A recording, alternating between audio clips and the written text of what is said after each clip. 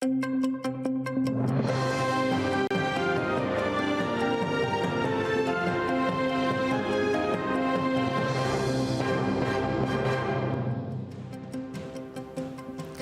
alaikum. Efirde Zaman fevralının 8'i studiyada Elmaz Hasan çalışan. Veciye Kaşka davası boyunca xabatlanğan Kazim Ametov'un ailesi ona acele tibbi yardım gösterilmesini talep etti. Dnevin onu Ahmezcid Sizosunda advokat Emil Kurbidinov ziyaret etti ve Kazim Ametov haflı şaraitlerde bulunğanını kayıt etti. Bundan da gayrı onun sağlığı fenalaştı. За последнее время у него настолько все ухудшилось, я имею в виду состояние здоровья, что мне приходится об этом говорить, буквально кричать, потому что я знаю своего отца, он никогда бы, если там немного приболел, он бы не сказал. Значит, тоже критично. Дабы избежать негативных последствий, я поэтому хочу, чтобы работники СИЗО медицинские, обратили внимание на состояние здоровья моего отца. Yanvarın 15'inde Kazim Ametov'un nezaret altında bulunma müddeti bitti. Advokat Emil Kurbidinov şunu kayıt etti ki o Kırım prokuraturasına şikayet yolladı ve Kazim Ametov'unu azatlıkka çıkarmağa talep etti. Geçen sene noyabr ayında Rusiya hukuk korucuları Kazim Ametov, Asan Çapuk, Ruslan Trubac ve Bekir Degirmenci'ni yakaladı. Onlarını Türk vatandaşından para talep etuvde kabatlaylar. Bunu korup Veciye Kaşka yaramadı. Onun yüreği acele yardım maşinasında toxtadı. Rusiya advokatı Nikolay Polozov, Ahtem Chigoz ve İlmi Umerov'un müracaatlarını red etken Moskva'nın Tver rayon mahkemesinin kararını şikayet etti. Mında Putin'in memuriyetine karşı davalar hakkında laf keti. Meclis reisinin muavinleri onların affu etilmesi ve Kırım'dan çıkarılmasının bağlı malumatını aydınlatmağa talep etken edi. Oktyabr'ın 25'inde Kırım'ın işgalci hakimiyeti İlmi Umerov ve Ahtem Chigoz'unu Türkiye'ye teslim etti. Anda ular Kiyev'e kelgenler. Иллюзий мы, конечно, никаких не питаем. Понимаем, что в России суда нет. Вряд ли российская судебная система пойдет против администрации президента, учитывая авторитарный стиль становления нынешнего режима. И наша задача при таких обстоятельствах пройти все необходимые инстанции на территории России для того, чтобы в последующем обратиться в Европейский суд по правам человека. Kırım'ın Yukarı Rus Mahkemesi bir kişilik narazılıklarının uç iştirakçısı bergen şikayet arizalarını red etti. Kırım'ın Yukarı Rus Mahkemesi sözde Bahçesaraylı terörizm davasında da bakmakta. Oturuş bir saat devam etti. Rustem Abiltarov, Remzi Mehmetov, Enver Mamutov ve Zebri Apsiyetov'un işi bakılacaktır. Onların epısını işgalciler 2016 senesi Mayıs'ın 12'sinde evlerinde geçirilgen tentuvlerden son yakaladı. Onlar terörizmde ve Rusya'da yasaklanğan Hizbut Tahrir teşkilatında iştirak etuvde kabatlana.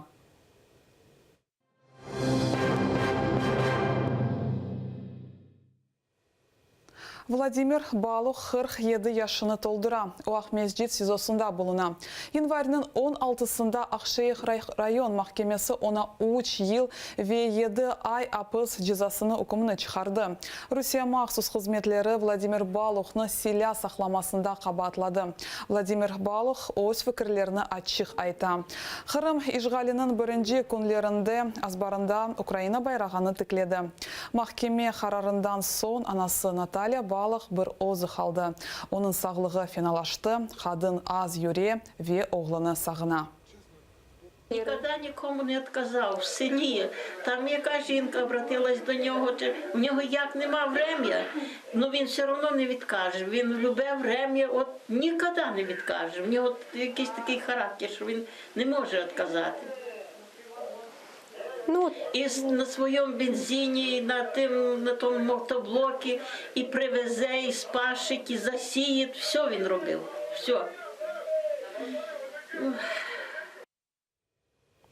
Украина журналисты Роман Сущенко 49 яшына Москваның Лефортово тизосында толдырacak. 2 yıldan beri o doğan kununu apsxanede keçire, Rusiyada onu casuslukta xabatlaylar. Keçenleri Роман Сущенко'nun akrabası ve dostları onun foto resmini ve hayırlav sözlerinin bannerini Kiev'deki Rusiya elçihanesi karşısında tıkladı. Bugün ise flash mob geçirilüğü planlaştırıldı. İstegenler video yazıp Роман Сущенко'nı hayırlay bile. Tafsilatlıca levhamızda tarif edile. Удачи только, чтобы побыстрее вернулся, освободили его. Свободы и восстановления справедливости. Родным никогда не сдаваться, верить в самое лучшее и надеяться, что все-таки все будет наилучшим образом. Ukrayna jurnalisti Роман Сущенко'ga Kiev'deki Rusiya elçihanesi yanında bulunup böyle hayırlaylar. Bu yerde endi bir kaç günden beri foto ve hayırlılar ile ailesi yerleştirgen banner tura. Böyle etip öz tuğanını hayırlamağa ve siyasi mabuz hakkında hatırlatmağa ve Rusiya hükümetinin kanunsuz hareketlerine narazılık bildirmeye isteyler. Rusiya elçihanesinin kadimleri bannerini beğenmedi. Jurnalistin kızı ayta ki korucular ata полициянı çağırdılar. Вийшов охоронець з посольства російського і почав запитувати, власне, що ви тут робите, навіщо ви це ставите, приберіть і так далі. Викликав поліцію, але, в принципі, маємо всі дозволи і це все законно, тому чому, власне, ні. Оскільки поліція не знайшла ніяких проблем, не побачила, що щось тут в цьому є не так, тому, власне, банер залишився на місці. Роман Сущенко 2016 senesi sentyabrının 30'da yakaladılar. 3 gün devamında yakınları ondan haber almadı. Tek oktyabrının 2'sinde o Moskvada Lefortovo tizosunda bulunğanı belli oldu. Roman yakalanığı ve büyük baskı altında bulunğanı hakkında aytı ve ailesi onun bulunğan yeri hakkında haberi olmaganlarını bildirdi. O vaxtdan başlap Moskva mahkemesi 2-3 aydan nezaret müddetini uzata edi. Umur arkadaşı ve kızı 15 ay için onun tek 4 kere konuştu ve o kadar da telefondan da laf etti. Bağını tek advokat vasıtasıyla tutarlar, bazı da mektuplar alalar. Повністю за весь рік, починаючи з 2016 року і ось буквально до січня 2018, їх було трошки більше 13.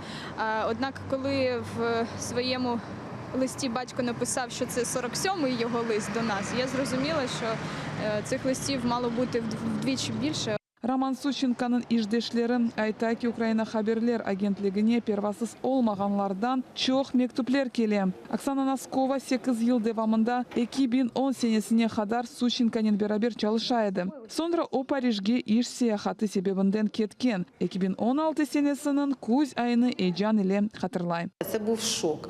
Шок для всіх, тому що колеги, навіть які були за кордоном в той момент, чи які були вдома, між собою переписувались, зідзвонювалися, говорили, що це таке неможливо. Вдалося дуже швидко вийти на Фейгіна і таким чином, як то кажуть, найперша підтримка то була в ті перші години. Şimdi Роман Сущенко'nun ailesi, onun dostları ve işdeşleri sabırsızlık ile Moskvada olacak mahkemesini bekliyor. Olar aytkanına göre mahkemeden evvel Роман Сущенко'nun azat edilmesinin hiç bir çaresi yok. Rusya'da bu gösteri bir isnastır. Tek mahkemeden son ya da azat edilmesi ya da mabusler avuç vasıtasının apıstan kurtulmak imkanı olabilir. Всі чекають цього моменту, коли почнуться основні засідання суду.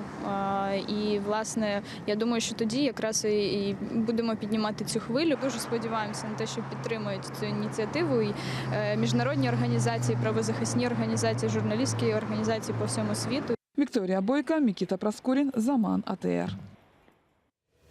Uç Almanya deputatının işgal etilgen Kırım ziyareti devam etmekte. Bu hadise Kırım hakimiyetini pek kuvandırı. Bu haber işgalcilerinin kutlevi haber vasıtalarında mühim haberler sırasına kire. Almanya için alternativa firkasının uç vekili regional parlamentini temsili. Olar Avrupa Birliği ve Rusya'ya karşı kırsetilgen sanksiyalarını tenkit edi. Ишгал етілген Қырым лиманларының тижаретіні тоқтатмақ. Украина президентінің Қырым темсілділігі бұл меселены чезмеге азырлана. Шымдағында халқара деңіз қанунларының бұзылмасына дайыр дәлелер топлана. Бұндан да ғайры деңізінің бұлаштырмасы вирус әрбелері объектлерінің қоланылмасы көзде тұтыла. Украина президентінің Қырым темсілдісі Борис Бабиннің айтқанына көре, Қырымнен деңіз üzerinden тижарет япқанларыны ве оларының арачыларыны халқара севиеде жазаламаға механизмлеріні амелге кечірмеге істейлер. Через морське сполучення здебільшого здійснюється забезпечення паливом, бо фактично це насамперед танкери, які заходять в Феодосію та Керч. Також вивоз з Криму експортної незаконної продукції. Це вантажі на Туреччину з посередниками чи потім на країни Близького Сходу. Також є обіг металобрухту. Без морського транспорту те, що відбувається в Криму, стане гірше. І ніякий мост цю ситуацію не виправить. Русия хакерлері Қырымда япылған ішлерге зарар кетірмек үшін инсан ақлары мерkezіне вируслар вастасының үжім еті. Бұл ақта тешкелятының регбері Татьяна Печончик білдірді. Оның айтқанына көре 2014 сенесінден башлап Русия Қырымны ишғал еткен сон инсан ақлары ақында малюматлар мерkezінің серверіне құтлеви вирусы үжімі башланды. Бұндан да ғайры меркез қадимлерінің электрон почтасыны бозып ачмаға тырыштылар. Ақ қорчыладжыларының фікірінже бұлар ишғал етілген Қырымдан топланған малюматларыны алмақ істегенлері үшін япыла. Атакою стояла група російських хакерів, яка називається Fancy Bear. Відомо, що це група, яка нібито власне підтримується ГРУ Росії. Ці атаки проводилися з середини 2014 року і до теперішнього часу.